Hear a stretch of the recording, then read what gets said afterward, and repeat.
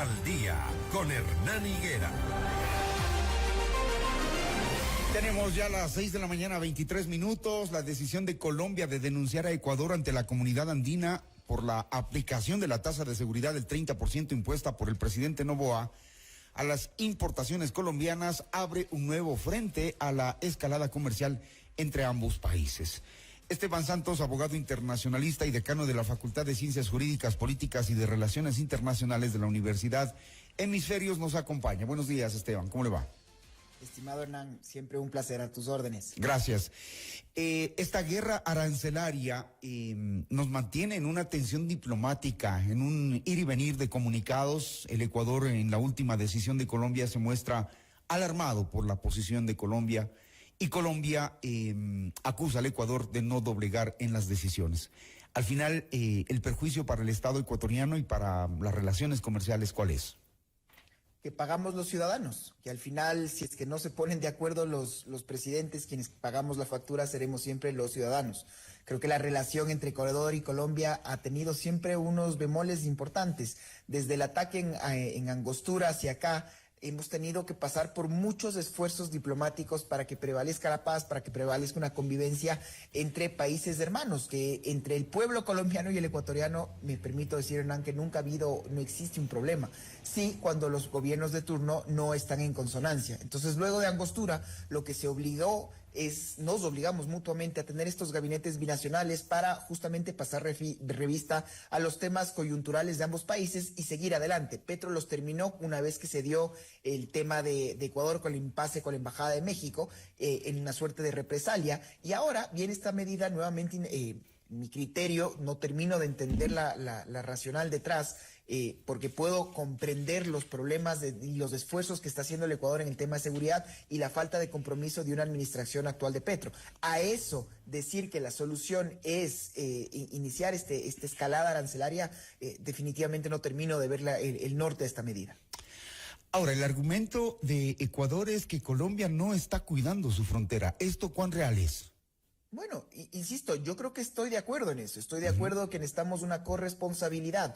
Estoy de acuerdo que el ejecutivo de Petro no ha puesto lo suficiente dentro de la mesa, y creo que más bien ha sido alguien que ha ayudado a que las fronteras permeables, sobre todo con el lado venezolano, puedan serlo aún más en contubernio con todo el régimen chavista. En eso estoy de acuerdo. Como insisto, que la solución a como usted no me está ayudando en la seguridad es que a partir de ahora yo le voy a pagar 30% más mis ciudadanos a todo lo que importe con usted, no termino de entender esa lógica. Y sobre todo con un ápice último, que Colombia está a meses de iniciar un proceso electoral. Entonces, parecía que todo esto podía ser una estrategia hasta conjunta, si uno quiere, con los Estados Unidos para presionar a que tengamos una agenda mucho más alineada. Pero ya vimos que Trump y Petro se dieron el abrazo, todo ha pasado bien, y al final el Ecuador se queda en este impasse, en este conflicto tan lamentable, y sobre todo cuando veo, como fue muy buena la primera pregunta, esto solo sigue escalando.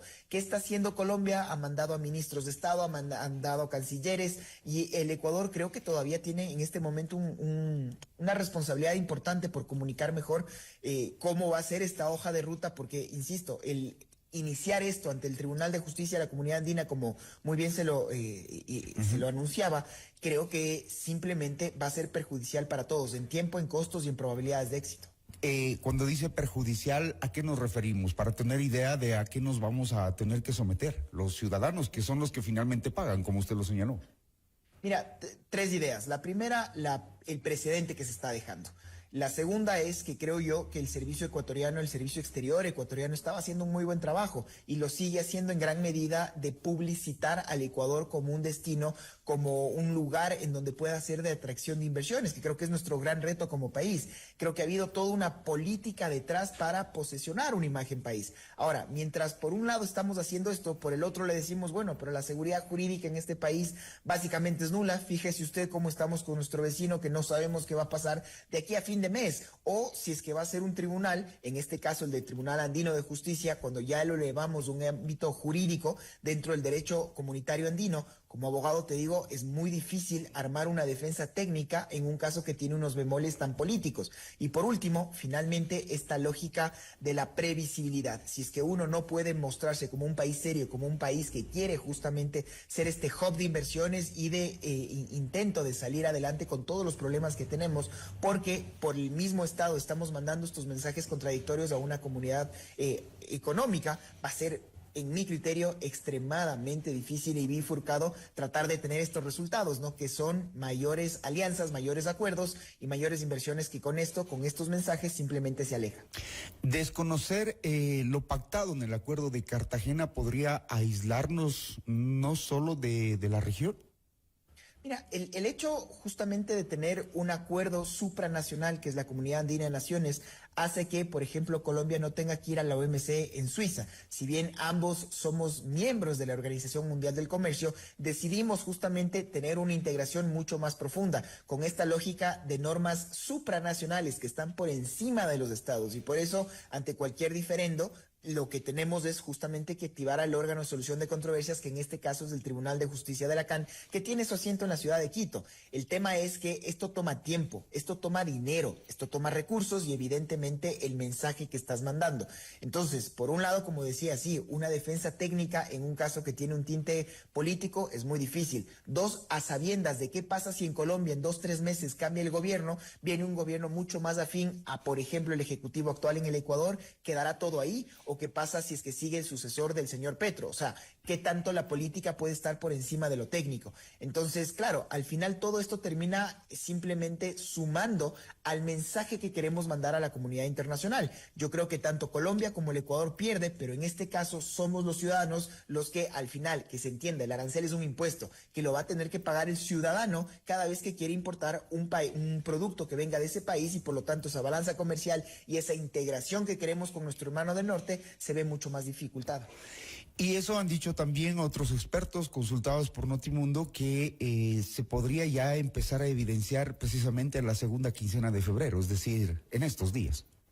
Y con otro bemol muy complicado de terminar de digerir, que es, Hernán, el hecho de que, para sorpresa de nadie, yo creo que quien va a lucrar de esto es precisamente las mafias que uno quiere terminar de atacarlas. Porque si es que uno pone un 30% de impuesto a ciertos productos, por un lado, en estas fronteras permeables que hemos estado conversando, ¿quién va a lucrar? Va a lucrar evidentemente el contrabando, las economías irregulares que operan al margen, porque empieza a ser un negocio traer el contrabando de estos productos. Pero uno puede decir, esto puede sonar hasta suntuario cuando estamos hablando de productos no de necesidad básica, pero ¿qué pasa en el ámbito farmacéutico, por ejemplo? No es tan fácil creer que se va a subir una cuenta en ese 30%, que vamos a buscar otros insumos así de fáciles, o por ejemplo, productos primarios como el Ecuador, que le vende el arroz a Colombia, que en este momento está bifurcado, y no es que podemos simplemente esa producción trasladarla de la noche a la mañana, y hasta que el Tribunal de Justicia resuelva, probablemente toda esa producción se pierda. Me explico. Entonces, el problema es muy serio. Sí, se habla de una segunda quincena de febrero, porque muchos empresarios pueden haberse estoqueado, pero si es que esta medida continúa en el tiempo, autopartes que vengan de Colombia, en fin, todo el comercio, esto se ve truncado, y evidentemente esto pasa una factura muy lamentable, no solo a los ciudadanos, insisto, sobre todo al precedente que dejamos de cara a la imagen que queremos proyectar a la comunidad internacional. Y qué pena que las autoridades tanto de Ecuador y de Colombia se sienten hasta el viernes a conversar, resuelvan algo, y luego el fin de semana se atacan con comunicados diciendo Ecuador es el culpable de esta tensa relación, y Ecuador diciendo es que Colombia no cuida las fronteras. Entonces, ¿de qué hablaron? Al final queda la sensación de que perdieron el tiempo. Di tu mamá la gorda. O sea, las dos partes empezamos solo a lanzarnos la pelota, pero a la larga lo que nos interesa a los ciudadanos es, oiga, ¿cómo vamos a tener una agenda seria de conversación? Creo que en eso, y por eso decía, para mí el Ecuador tiene una obligación de comunicar estos temas, porque Colombia nos dijo de inmediato, juntémonos, sentémonos a ver. Hay una oportunidad que, en mi criterio, pudo haber sido fallida, que fue los líderes, los presidentes se juntaron en Panamá y no se quiso sentar a conversar. Del lado colombiano, repito, otra vez, que venga el ministro de Defensa, que venga la canciller, que vengan muchos jefes de Estado, o sea, muchas carteras de Estado colombiano. Creo que en el Ecuador el Ejecutivo ha puesto todos los esfuerzos en Cancillería, creo que tiene que mucho hablar también aquí comercio, pero sobre todo la lógica de tener una agenda seria. cuando tenemos un proceso electoral a la vuelta de la esquina y cuando en este momento lo único que decimos es para poder levantar cualquier acción, primero usted haga lo que yo le digo, pues va a ser muy difícil porque vuelve otra vez en el terreno de lo político, algo que debería ser una decisión técnica. Y en este punto entonces en el que estamos, ¿qué deberemos esperar? Porque si ya nos presentan la demanda en las siguientes horas, significaría que podríamos llegar a una ruptura de relaciones diplomáticas. Eso sería algo extremadamente lamentable que yo no creo que debería ser el caso. Que podríamos haber iniciado esto en el ámbito diplomático, llamar a consultas, generar justamente un gabinete de seguridad, hablar de la cooperación, porque este problema del narcotráfico, del crimen transnacional, Hernán, no es un problema de México, no es un problema de Colombia y ciertamente no es solo un problema del Ecuador. Esto es un problema regional y mientras los estados no puedan conversar y no puedan sentarse a tener estas mínimas cooperaciones, quienes lucran son el crimen transnacional que sabe cómo operar de manera transnacional. Tener ejercicios militares, Ecuador, Estados Unidos, en la frontera con Colombia, sin Colombia, ¿qué mensaje estamos mandando?